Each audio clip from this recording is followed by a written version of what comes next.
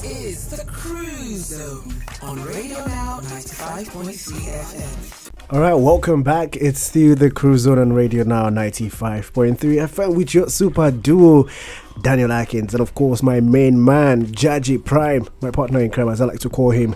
And yes, we've been through the first half of the show. It's on to the other part of the show. And as you know, every Friday we bring the fire, Djaji. Yep. On the Cruise Zone, of course, we like to bring you the latest music and, of course, speak to trending artists you want to hear from. And this week, certainly no different. We have an artist that I've been following for a little while, and I'm really excited to speak to.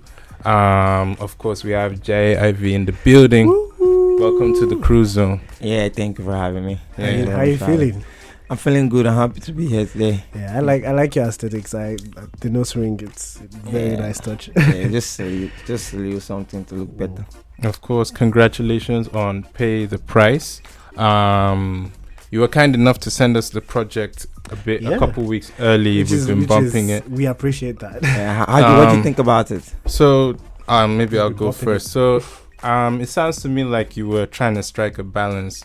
There's songs that have a lot of bounce that I enjoyed. Songs like My Life, Messiah Complex. There are also records that are a bit more personal. Yeah.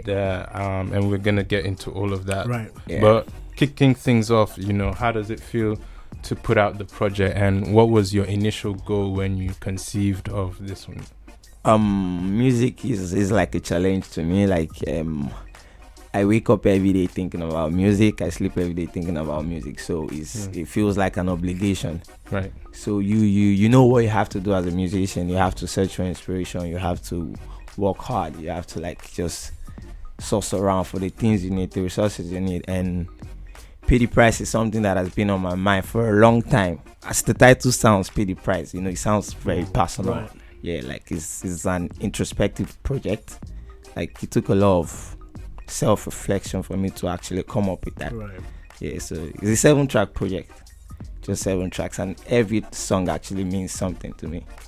All right, we'll get into your process a bit later in the interview. But you've got a lot of poise to your music, and of course, we feel like your audience will you gain a lot of audience off the back of this project. That's sure. It's gonna be insane. Yeah, it's gonna be insane. We know that for sure because we've heard it. We've heard it. So we know how it sounded, right? Good news. Right? But we want to get to know you just a little bit better. So we want to know the person behind the sound, right? Right. So who are you? Where are you from? Right? How'd you come about your name? I'm Nigerian. I'm African. Right. I don't like to identify with any tribe for now. Right. Interesting. Because you know how volatile the Nigeria and everything is. So I just like to say I'm Nigerian. I like to keep an African mindset, but I was born and brought up here in Lagos. Attended Federal Government College of Dogbolu, and I graduated from University of Lagos. Yeah, interesting. And I studied economics. So I'm sound. Right. You seem like you're a quiet person. Like you don't want to you don't talk unless it's necessary. Does it seem quiet to you? It strikes me as I am. I don't talk unless I have to talk. Right. Unless I'm being asked a question, because that's what it is. Like is communication process. You have to be spoken to before you actually give feedback. So I'm not just going to give feedback when I'm not being spoken to. Right. Daniel and I, we were having a conversation. Sorry. Was it last week about how a lot of times MCs you see that are really in your face, aggressive, and not to say they're not like that in real life, but you catch them when they're chilling, they're really quiet, reserved. Yeah. So with hip hop, with music, one person popped up in my head, right? And I don't know if I should say. I think it was Mojo a couple of weeks back. Yeah, true. In person, it was something else, and I kind of get that vibe from you as well. Where for me, it's like I try not to be the stereotype, because I know what everyone expects from a musical artist. They expect you to be outspoken, expect you to be lousy. I'm supposed to be here and just be acting, I'm the artist, but I can actually walk into a room with 4 of my friends, 4 other guys, and you have to wonder who the artist is. Right. Yeah, like the artist is in me.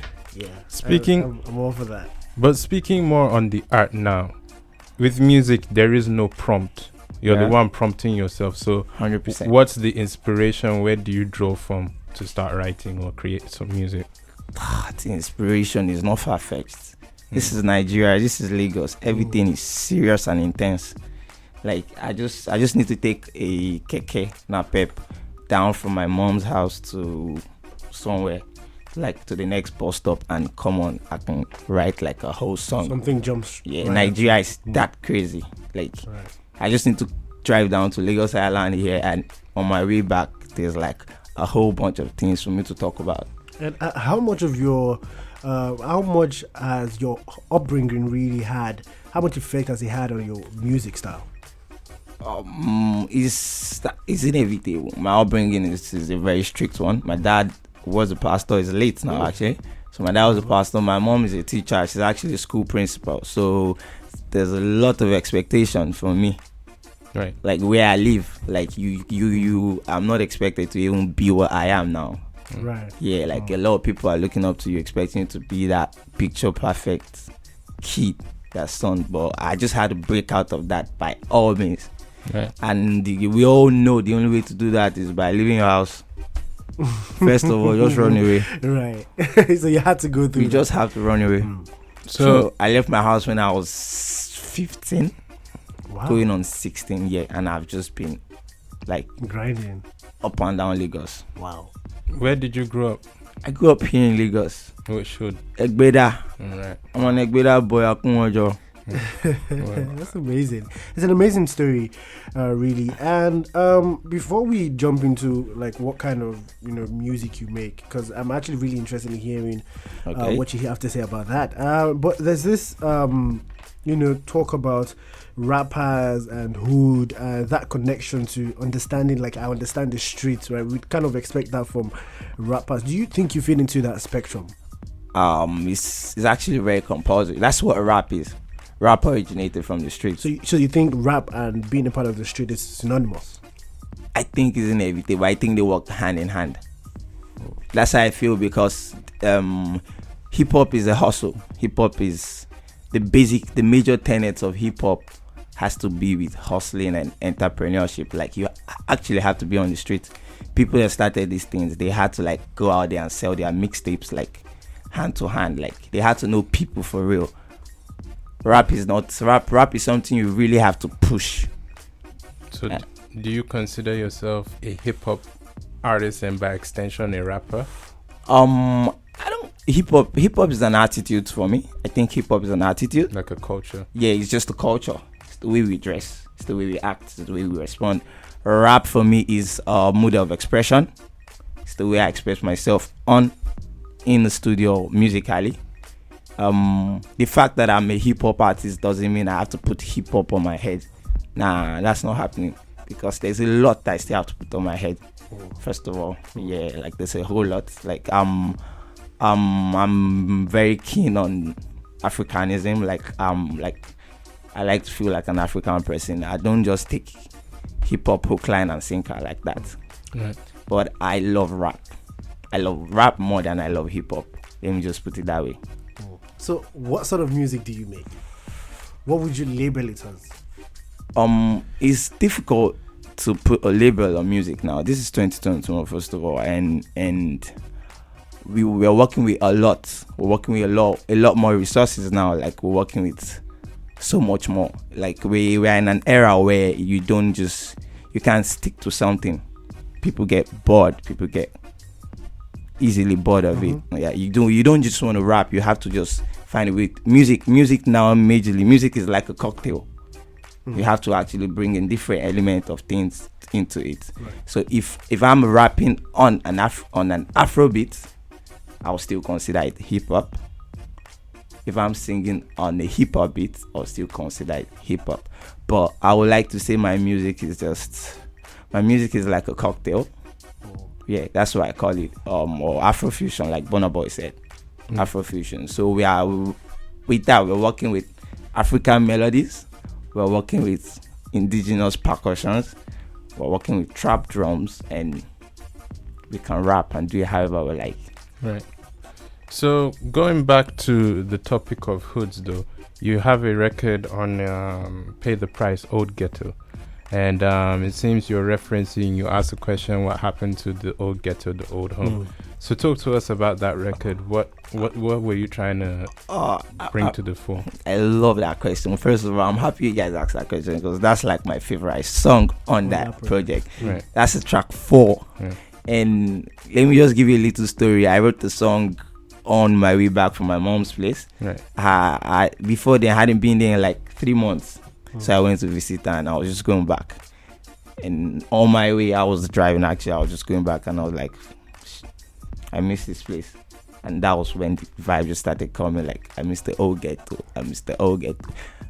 And immediately I got home, I called my producer, like, guy, something is playing in my head. Something is playing in my head. Then I just had to just deliver it that way. And this is I feel like that's like the most interesting song to me because it means a lot to me personally. Do you think Nigerian audiences respect rappers for their projects? Okay, that's a good one because if they don't respect rappers for their projects, who do we blame? Okay. I see where it's going with this. Okay, I see where you going. can follow up, but start with the. No, who do we blame? Right. We don't know who to blame. We are either blaming the people who don't understand, or we blame the rappers who can't make people understand. So with myself, I'm actually trying to make it much more enticing. I'm staying away from the typical rap ideology. Yeah, I'm African first of all. I'm Nigerian. Like, I'm a Yoruba boy. Okay, let me say the truth. I'm a Yoruba boy, and I can't go too far from where I'm from. I can't deviate too far from my roots. So whoever is serving rap, whoever is serving hip hop should be able to put a little blend of what he truly is. A little blend of what you truly are. Like, if you listen to Pick a Side, if you listen to all my projects, I try not to just make it all about rap. In fact, I think I actually discovered a new way to express myself. And that's how I flex on Afro-Swing. Now, let me emphasize a little bit for you to get it. What is Afro-Swing? Huh? What is Afro-Swing? That's what I want to emphasize on. Afro-Swing is this is my definition of it actually. I feel like Afro-Swing is a rapper's way of expressing himself on an Afrobeat. Okay, I will emphasize better. You listen to D&D, the first track of Pay the Price, right? My second project. You listen to Signing Up, the second track of Pick a Side, my first project. Both songs were actually written as rap songs. Like, I actually penned them as rap songs, but when I step to the microphone, I sing them. Right. That's how Afro-Swing feels to me. I'm a rapper. I'm going to write from the rapper's perspective. But once I get to the microphone, my producer makes me remember that I'm in Nigeria. And I just find a way to redefine the expression. So I actually write the rap and I sing it. That's what Afro-Swing is to me. But do you think Nigerians respect rappers for their projects? That's not a question for me to answer. But you're the one putting out projects, so you have to either feel like people are listening, or it is your duty to put them out regardless of who's listening. Right now you're putting rappers in a tight spot. You're putting us in a tight spot. They are in a tight spot. We are in a tight spot. We really are in a tight spot because there are no listening ears, first of all, because rap is not even interesting enough to get people intrigued. Do you think so? Yeah. Rap is for the mind. Do you think that's part of the reason why we see a recent trend where we see rappers like I'm gonna name names now? We see Black Bones, we see Ladipo having to infuse, just like you said, Afro-Swing, maybe deliver it in a slightly different way from what we sort of expect from a rapper. They don't do that. Actually, they don't do that. They probably just find a vocalist to just put on the song and just make it much more interesting. But the Afro-Swing I'm talking about now is something very different. is totally different. Okay, from a rapper's perspective, you're actually going to write 16 bars. You're going to pen down 16 bars, but you're going to sing the 16 bars instead of rapping the 16 bars. Do you think that the rap culture places more emphasis on objectifying as opposed to uplifting women, particularly women? Yeah. You're putting me on the spot here. Okay, first of all, there is a general notion that rap is misogynistic, which is not true. Which is very, very false. Rap is not misogynistic. Music generally is misogynistic. Entertainment is misogynistic.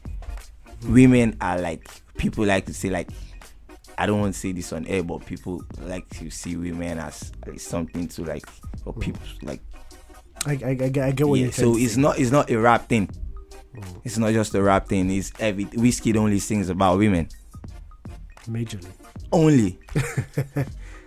I get it. So don't make it rappers are not so misogynistic. The only thing is that they are more outspoken.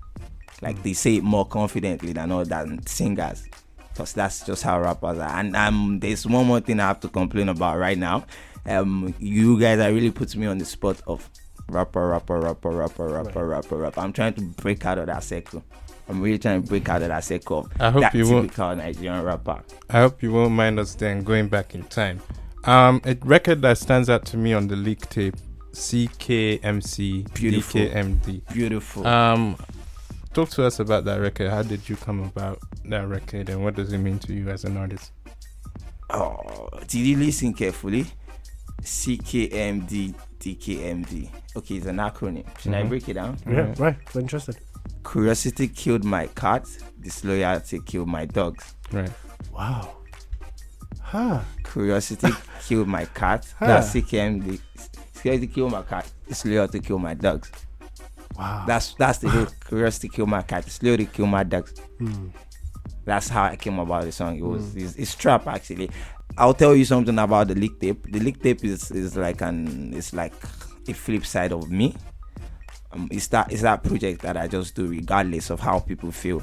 It's that project that I do just like, I won't say I do for myself, but I do it to please my artistic urge. So do you think you've had to make concessions as an artist as you've continued to grow? Yeah, definitely. Yeah. Which ones hurt you the most? The fact that, let me think about it. I have to think about this carefully because you're just putting me on the spot.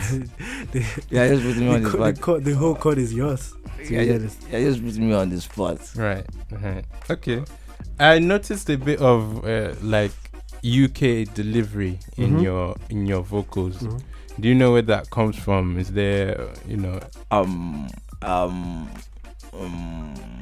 not to sound cocky, but I'm a student of the game. Right. Like I study the game like very much, and I realized that Nigerians are more able to vibe with UK hip hop. Like the whole Nigerian street is actually listening to UK hip hop. They understand it more for some reason.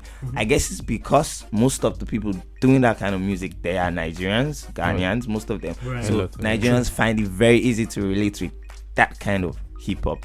And that's why I like try to adopt when I'm making my music. Like I try to adopt. You're excellent at it though. I have to say it. Yeah, I just had to adopt that UK flow because I know Nigerians understand it. It makes a lot of sense to them. They don't want to just hear you rap. Nobody wants to hear you just rapping. Right. About what? Yourself? No, man. Let's get into your projects now, right? Pay the price, right? So that, like you said earlier on the show, you said that comes from a very introspective place, right? Where did that name come from? What was the struggle? What were you feeling like that time? Like, okay, I'm gonna name this body of work Pay the Price. Like, what state of mind were you in at that moment? Like, this is the most beautiful question you've asked me today. I'll tell you why. Pay the Price is a sequel to my previous project. Right. pick a side.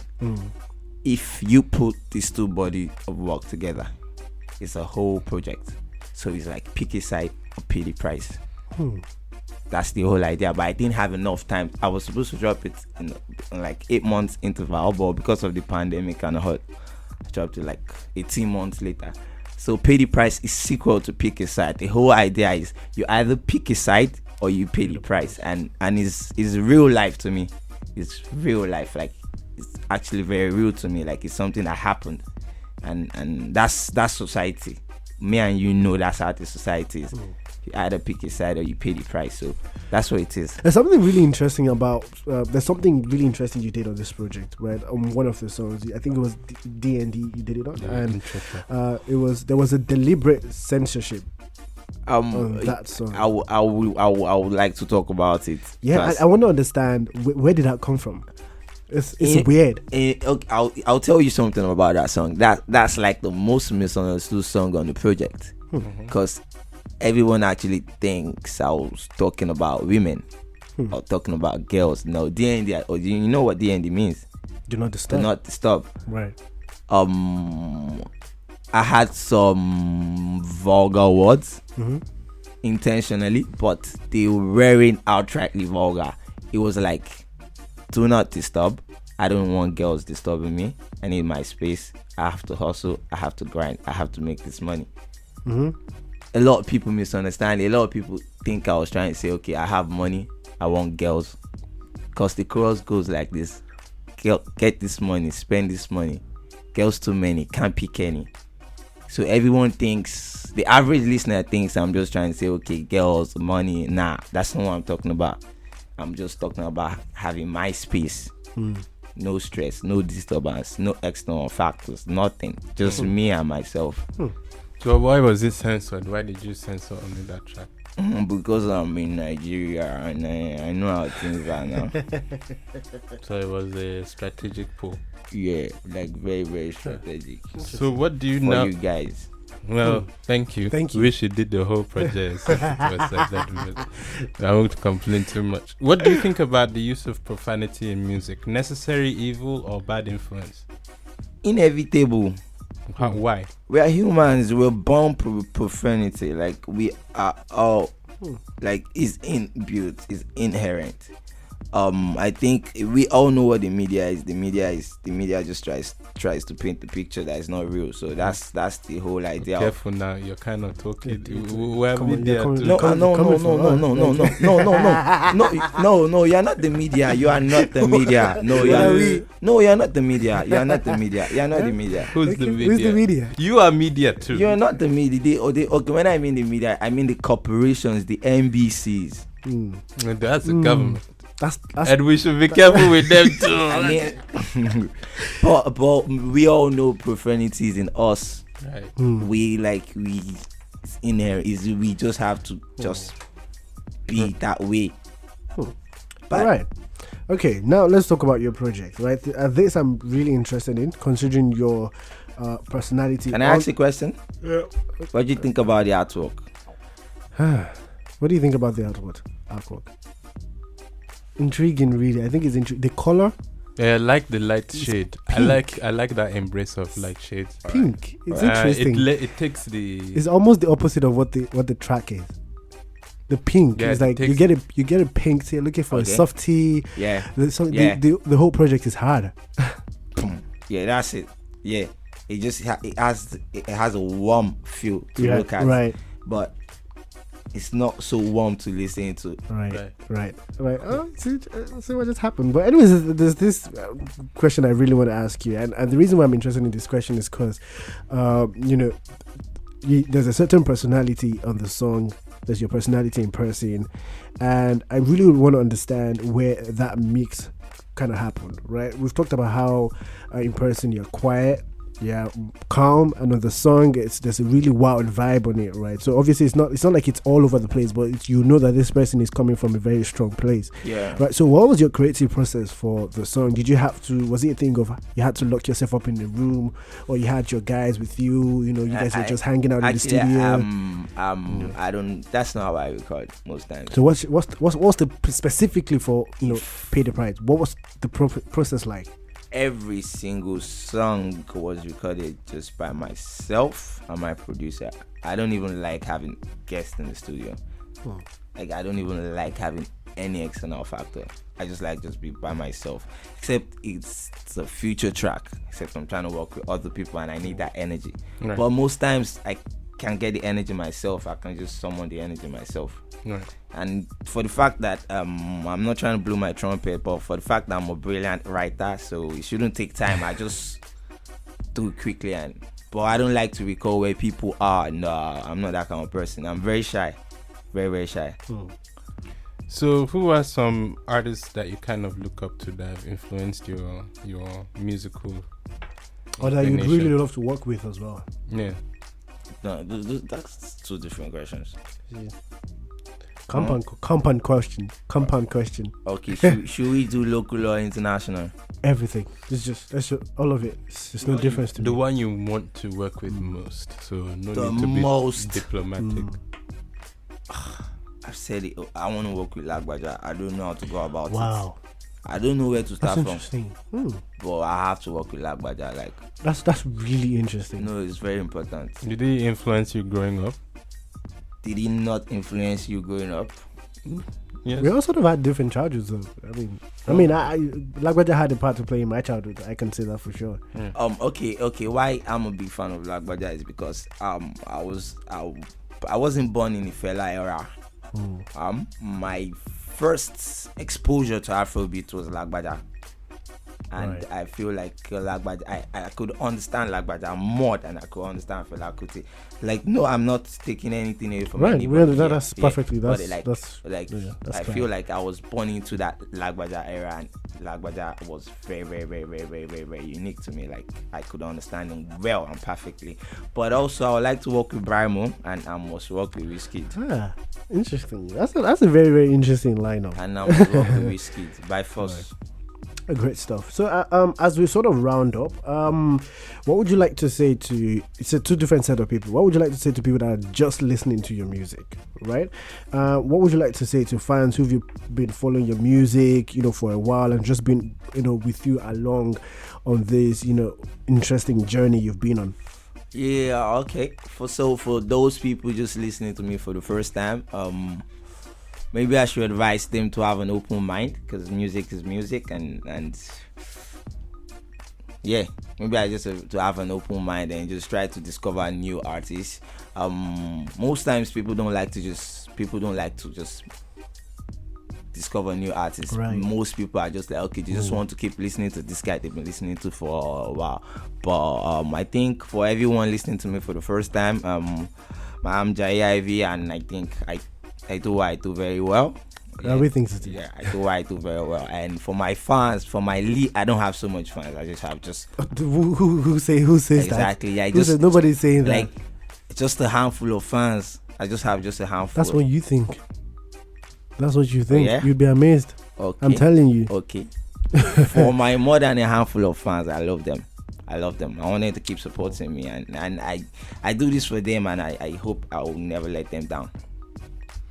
Well, it's actually been a pleasure speaking amazing. to you this evening, It's been Jaye IV. Likewise. Hope we did not put you in the hot seat too much. No, Seems like you started sweating a bit, so I was a bit concerned. Oh, wow. Nah, it's not easy. Yeah, but That's we'll be sure to refresh you after this. But yeah, it's truly been a pleasure speaking to you. Congratulations, Pay the Price. Thank you guys Amazing for having project me. out now. Like, thank you guys. You guys are amazing.